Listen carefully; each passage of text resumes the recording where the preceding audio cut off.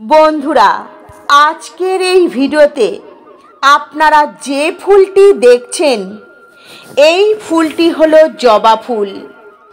এই ফুলটি আপনারা আপনাদের বাড়িতে বা বাড়ির আশেপাশে দেখেছেন, কিন্তু আপনারা হয়তো এখনো এই ফুলটির তান্ত্রিক উপায় জানেন না। তো বন্ধুরা, আজকের এই ভিডিওতে আপনাদের এই ফুলের তান্ত্রিক উপায় জানাবো। তো বন্ধুরা, আপনাদের প্রত্যেকের কাছে অনুরোধ রইল আপনারা ভিডিওটি সম্পূর্ণরূপে দেখবেন। আর ভিডিওটি দেখে যদি আপনাদের ভালো লাগে তাহলে ভিডিওটিতে একটি লাইক করবেন, কমেন্টে জয় মা তারা লিখবেন। তাহলে আপনারা এই ফুলের অনেক তান্ত্রিক উপায় ও গুণাগুণ জানতে পারবেন। বন্ধুরা, এই যে জবা ফুল তন্ত্রবিদ্যায় কিন্তু ভীষণই মাহাত্ম্যপূর্ণ।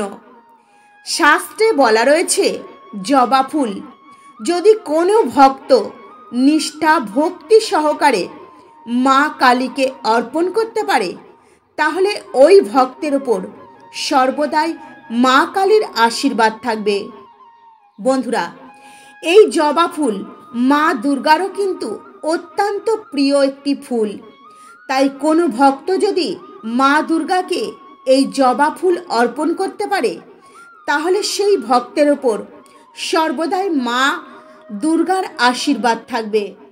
বন্ধুরা, এর সাথে সাথে এই জবা ফুল মা লক্ষ্মীকে যদি অর্পণ করতে পারেন তাহলে আপনাদের ঘরে কখনো ধন দৌলতের অভাব হবে না। তো বন্ধুরা, চলুন আপনাদের এই জবা ফুলের এক একটি উপায় জানাই। আপনারা মন দিয়ে শুনুন, তারপরে আপনাদের যে উপায়টি করতে মন চাইবে সেই উপায়টি আপনারা করে দেখবেন, অবশ্যই উপকার পাবেন। বন্ধুরা, প্রথম উপায়, যদি আপনাদের ঘরে অশুভ আত্মা বা অশুভ শক্তি থাকে তাহলে আপনারা একবার এই উপায় অবশ্যই করবেন।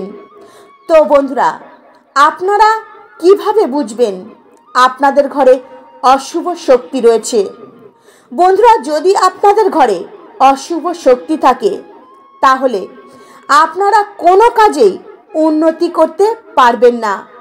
আপনাদের ঘরে একের পর এক সদস্য অসুস্থ হয়ে পড়বে। বন্ধুরা, আপনারা দুপুরবেলায় স্নান সেরে শুদ্ধ বস্ত্র পরিধান করে একটি জবা ফুল তুলে নিয়ে আসবেন। তারপর ওই জবা ফুল মা কালীকে অর্পণ করবেন। তারপর মা কালীর পূজা করবেন। মা কালীর পূজার শেষে যে ফুলটি আপনারা মা কালীকে অর্পণ করেছিলেন সেই ফুলটি তুলে নেবেন। তারপর আপনারা আপনার বাড়িতে যে ব্যক্তি অসুস্থ রয়েছে ওনার কপালে সেই ফুল ছুঁয়ে একটু ফুল প্রসাদের সঙ্গে খাইয়ে দেবেন। দেখবেন আস্তে আস্তে সেই ব্যক্তি কিন্তু সুস্থ হয়ে উঠবে। সেই ব্যক্তি কিন্তু আপনারা দেখবেন আপনাদের চোখের সামনেই কতটা সুস্থ সবল হয়ে উঠছে মা কালীর আশীর্বাদে। বন্ধুরা, যদি আপনাদের বাড়িতে আপনারা যে কাজ করছেন সেই কাজে সফলতা পাচ্ছেন না, আপনারা সফলতার কাছে পৌঁছেও কিন্তু পৌঁছাতে পাচ্ছেন না, আবারও আপনারা নিচে নেমে যাচ্ছেন, তো বন্ধুরা, ওই ব্যক্তির ওপর যদি অশুভ শক্তি বা ভূত প্রেতের ছায়া লেগে থাকে তাহলে কিন্তু ওই ব্যক্তি কখনোই কোনো কাজে সফলতা অর্জন করতে পারবে না। সেক্ষেত্রে আপনারা মা কালীর পুজোতে চড়ানো সেই ফুল প্রসাদের সঙ্গে ওই ব্যক্তিকে খাইয়ে দিন। দেখবেন ওই ব্যক্তির ওপর থেকে সমস্ত অশুভ ছায়া কেটে যাবে। বন্ধুরা, এর পরের উপায়, আপনি কোনো কাজে সফলতা হতে পারছেন না, সফলতা আসছে কিন্তু সেই সফলতায় আপনি পৌঁছাতে পারছেন না, বা আপনি কোনো কাজেই সিদ্ধি লাভ করতে চাইছেন কিন্তু সিদ্ধি লাভ করতে পারছেন না। বন্ধুরা, তাহলে এই উপায়টি একবার করে দেখুন। এই উপায়টি আপনারা কিভাবে করবেন? বন্ধুরা, প্রত্যেক শনিবার করতে পারেন এই উপায়টি। জবা ফুলের মালা বানাবেন। সেই জবা ফুলের মালা আপনারা মা কালীকে পরিয়ে দেবেন। যদি বন্ধুরা প্রত্যেক শনিবার না পারেন, তাহলে শুক্লাপক্ষের অষ্টমী তিথিতে বা অমাবস্যা তিথিতে মা কালীকে এই জবা ফুলের মালা আপনারা পরিয়ে দেবেন। দেখবেন আপনাদের উপরে থাকা সমস্ত বিপদ আপদ বাধা বিঘ্ন আপনাদের কিন্তু জীবন থেকে একেবারে দূরে সরে যাবে। মা কালী স্বয়ং আপনাদের জীবন থেকে সমস্ত বিপদ আপদ বাধা বিঘ্ন হরণ করবেন। বন্ধুরা, যদি আপনারা কোনো কাজ শুরু করেন, সেই কাজ যদি হঠাৎই বন্ধ হয়ে যায়, তাহলে সেই কাজ কিন্তু আবারও নতুন করে শুরু হয়ে যাবে, আর আপনি সেই কাজে অনেক বেশি লাভবান হবেন। বন্ধুরা, এই জবা ফুলের মালা অবশ্যই নিষ্ঠা ভক্তি সহকারে মা কালীকে পরিয়ে দেবেন। বন্ধুরা, এর পরের উপায় ধন প্রাপ্তি করার জন্য।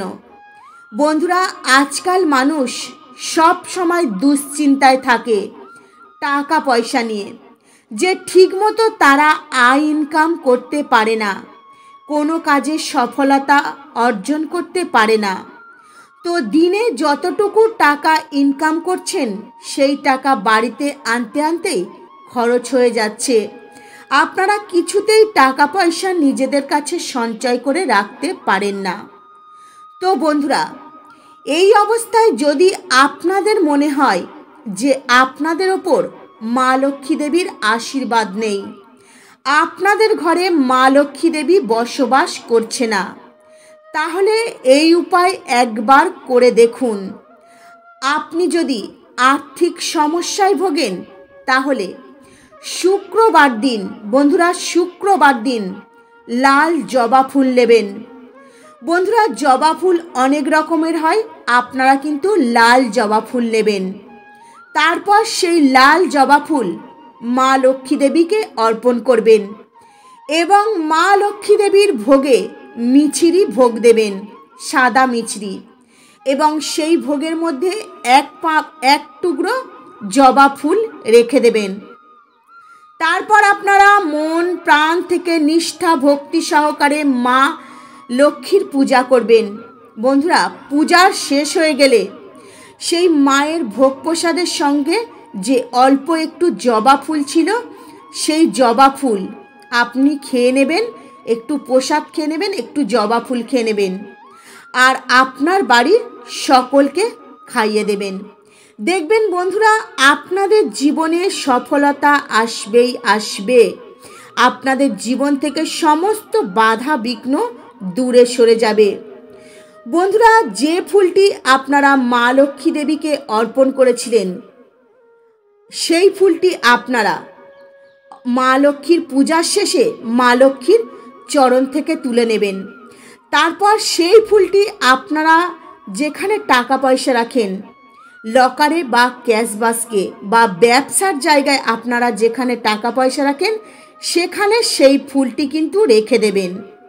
তো আপনাদের বাড়িতে অর্থের বন্যা বয়ে যাবে। বন্ধুরা, বিশ্বাস করুন, এই ফুলটি কিন্তু আপনাদের জীবনে দারুণ পরিবর্তন আসবে, অর্থকে টেনে নিয়ে আসবে, টাকা পয়সা টেনে নিয়ে আসবে।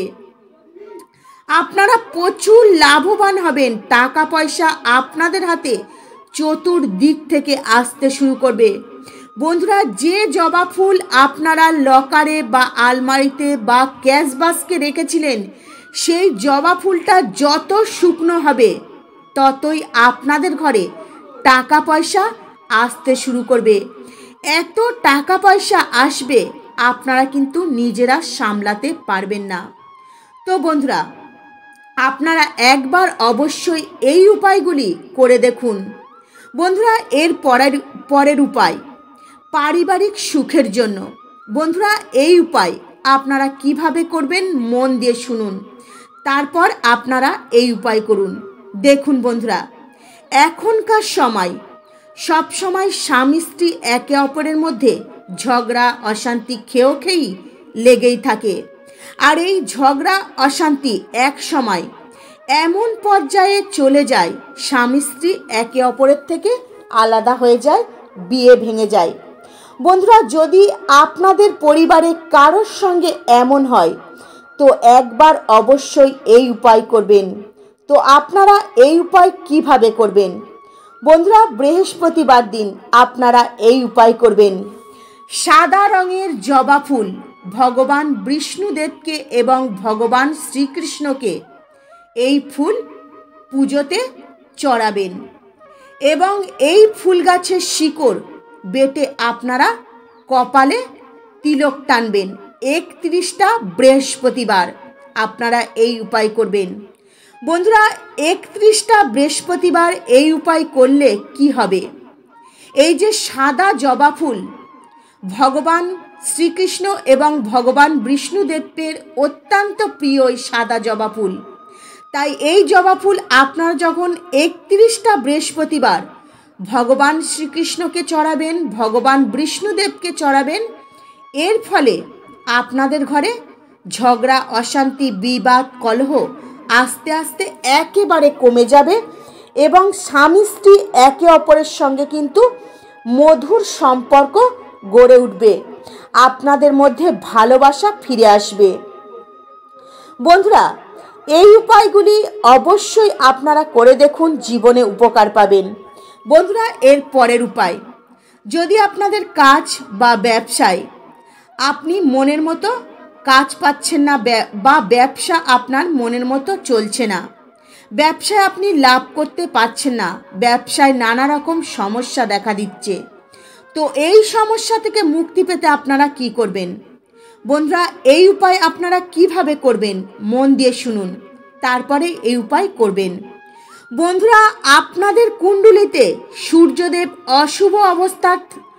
অশুভ অবস্থায় থাকার কারণেই আপনাদের কাজে বা ব্যবসায় এই সমস্যা দেখা দেয়।